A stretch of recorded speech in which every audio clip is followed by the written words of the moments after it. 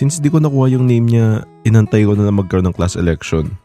Nagbabaka sakali ako na may mag-nominate sa kanya. Kaso, nandun na kami sa part ng treasurer. Wala pa rin nag-nominate sa kanya. Kaya, gumawa na lang ako ng paraan. Okay, tapos na tayo sa treasurer. Sa muse naman tayo. Open ang nomination para sa muse natin. Sir. Yes. Mr. Ay, shit. Oo nga pala. Pag tinawag ako ni sir sa first name ko, di malalaman niya kagad kung sino ako. Kapag siya nga talaga si Kimiko. Kasuga po, sir. Yes. Mr. Kasuga. Buti na lang di talaga ako tinawag ni sir sa first name ko. Mukhang sa last name ako matatawag buong year. Okay, go ahead, Mr. Kasuga. Sino ang nominate mo bilang muse? Nakatingin lahat ng kaklase ko sa akin.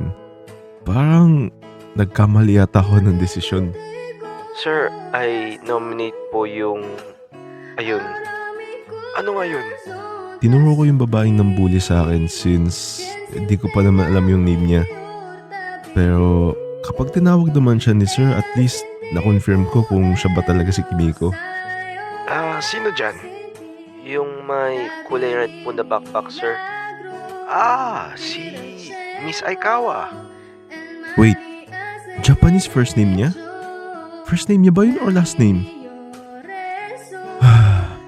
Nakaka-stress naman to. Pangalan lang naman kailangan ko. Kailangan pang pahirapan. Po, siya po. Lahat ng kaklase namin nun biglang nagbulungan. May mali ba ako nagawa? Bakit parang lahat sila nagchichikahan?